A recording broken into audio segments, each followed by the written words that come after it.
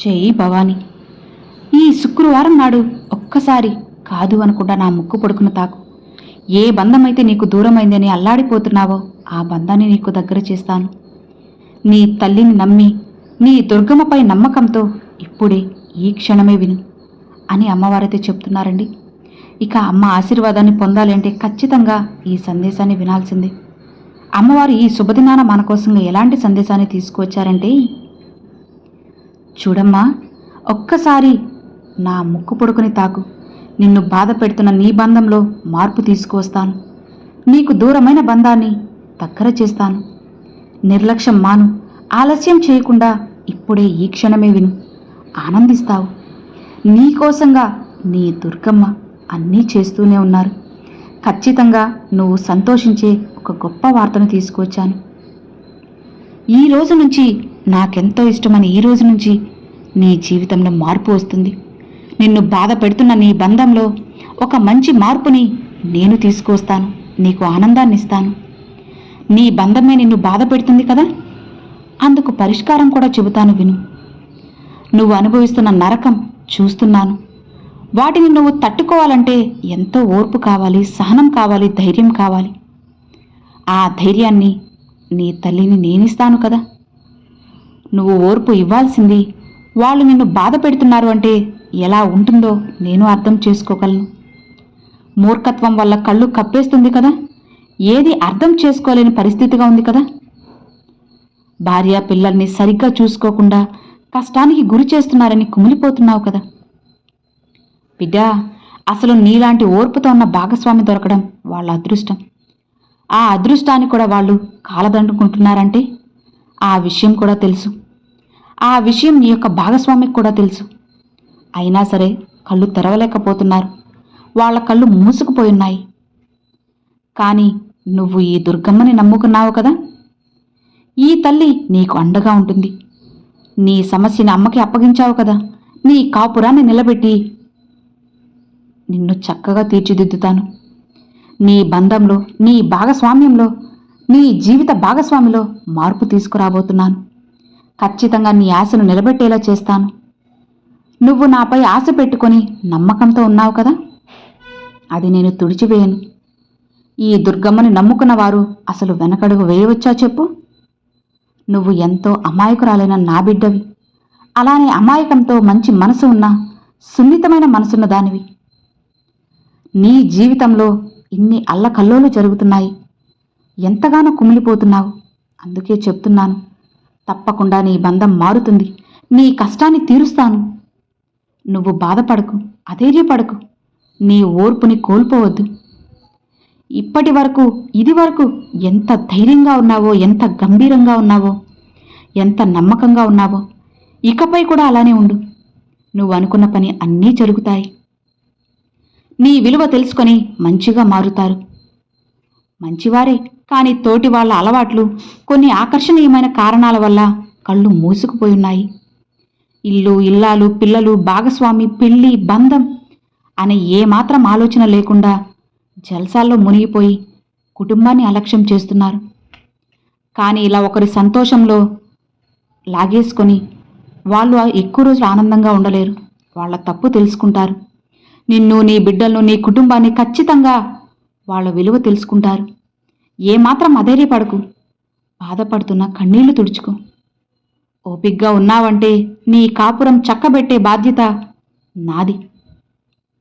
నేను చెబుతున్నాను కదా, నువ్వు సంతోషంగా ఉంటున్నావని. నీ బంధం యొక్క కళ్ళు తెరిపించి మార్పు తీసుకొస్తాను. ఈ దుర్గమ్మ నీకు అండగా ఉంది కదా, నీ భాగస్వామి కళ్ళు తెరిపిస్తాను. ఒకవేళ నీ భర్త ఇలాంటి పరిస్థితుల్లో ఉంటే ఖచ్చితంగా భార్యకు కళ్ళు తెరిపిస్తాను. ఒకవేళ భార్య ఇలా ఉంటే భర్త కళ్ళు తెరిపిస్తాను. నువ్వు ధైర్యంగా ఉండు. నీ కుటుంబంలో నువ్వే బలహీనపడిపోతే నీ కుటుంబం ఎలా అయిపోతుంది చెప్పు? నిరాశ పడిపోతారు కదా. నీ పిల్లలైనా సరే వాళ్ళ ఆలనా పాలనా చూడాల్సింది నువ్వే కదా. కాబట్టి నువ్వు అధైర్యపడకూడదు, ధైర్యంగా ఉండాలి.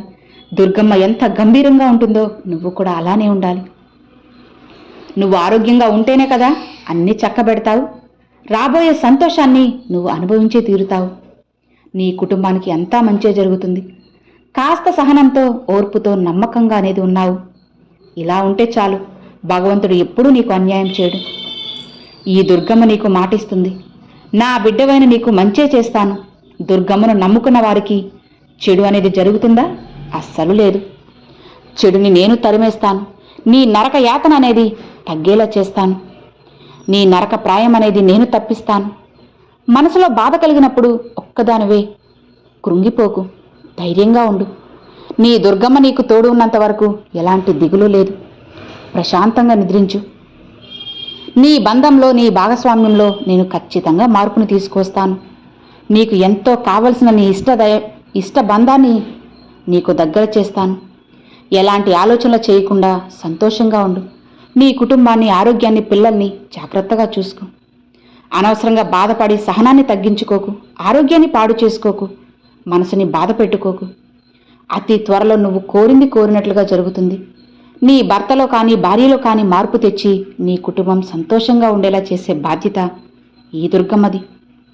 నువ్వు నీ పిల్లలతో ప్రేమగా, అన్యోన్యంగా కాపురం చేసుకుంటావు. బాధ్యతగా ఉంటావు. ఎందుకోసం, ఎవరి కోసం నువ్వు ఇదంతా నమ్మాలి అనుకుంటున్నావా? నీ జీవితం బాగుండాలి అని నువ్వు కోరుకున్నప్పుడు, నా బిడ్డ బాగుండాలి అని ఈ దుర్గమ్మ కూడా కోరుకుంటుంది కదా. అందుకే నీలో సహనాన్ని తగ్గనివ్వకుండా, నీ బాధను తగ్గించి నమ్మకాన్ని పెంచడానికి ఇంతలా చెబుతున్నాను. దేనికి భయపడకు. నమ్మకంతో ఉన్నావు కదా, అదే నీకు శ్రీరామరక్ష. నిన్ను కాపాడేలా చేస్తాను. ఎంతటి సునామీ లాంటి కష్టం వచ్చినా సరే ఈ దుర్గమ్మ నామాన్ని తలుచుకో చాలు. అంతా నీకు మంచే జరుగుతుంది. ఈ తల్లిని నమ్ముకున్న నీకు ఎప్పుడూ కూడా అన్యాయమే జరగదు. నీ బంధం నీకు తిరిగి రావడమే కాదు, నీ కష్టాలు కూడా గట్టెక్కుతాయి. నువ్వు బాధపడుతున్నావంటే ఆ బాధను దిగమింగుకునే శక్తిని అందిస్తాను. నువ్వు కృంగిపోకుండా నీ బాధ నుంచి బయటపడాలి అని ఆలోచించు. అలా కాకుండా కష్టం వచ్చింది అని కృంగిపోతే, ఏమీ తినకుండా దిగులు పడితే ఎలా చెప్పు? ఎప్పుడైతే దిగులుతో ఉండి ఆహారం మానేస్తావో ఆ దిగులు ఇంకా ఎక్కువైపోతుంది. అది తగ్గించుకోవడానికి చక్కగా కంటి నిండా నిద్రపోయావంటే ఆ బాధ, దిగులు, కష్టం అనేది తగ్గిపోతాయి. కాబట్టి ముందు భవిష్యత్తు గురించి నువ్వు ఆలోచించకుండా ఇప్పుడు ప్రస్తుతం గురించి ఆలోచించు. మంచి అవకాశం అనేది నీకు అందిస్తాను. నేను చెప్తున్నాను కదా, స్వయంగా ఈ దుర్గమ్మే నీకు చెప్పినప్పుడు నువ్వు నమ్మే తీరాలి. ఇక నీ బంధం నువ్వు ఒక్కటైతే సంతోషంగా ఉండేలా నేను దీవిస్తాను. నీ కుటుంబంలో ఎలాంటి కలహాలు లేకుండా, ఎలాంటి అసౌకర్యాలు లేకుండా, ఇబ్బందులు రాకుండా సంతోషంగా ఉండేలా, ప్రకాశవంతమైన జీవితం జీవించేలా ఆశీర్వదిస్తున్నాను. నమ్మకంతో ఉండు. నీకు అంతా మంచిగా జరుగుతుంది. ఈ దుర్గమ్మ ఆశీర్వాదం నీకు, నీ కుటుంబానికి ఎప్పుడూ ఉంటుంది. ఇక భయపడకు, బాధపడకు, సంతోషంగా ముందుకు వెళ్ళు. అన్నిటినీ నేను చూసుకుంటాను కదా అని అమ్మవారు ఈరోజు ఈ శుక్రవారం రోజునైతే మనకు ఒక చక్కని సందేశాన్ని అందించారండి. ఈ సందేశం మీకు నచ్చింది, మీరు ధైర్యాన్ని నింపింది అని అనుకుంటున్నాను. నచ్చితే లైక్ చేయండి, మరికొంతమంది అమ్మవారి భక్తులకు షేర్ చేయండి. ఫస్ట్గా మన ఛానల్ చూసే సబ్స్క్రైబ్ చేసి సపోర్ట్ చేయండి ఫ్రెండ్స్. Thanks for watching. జై దుర్గమ్మ.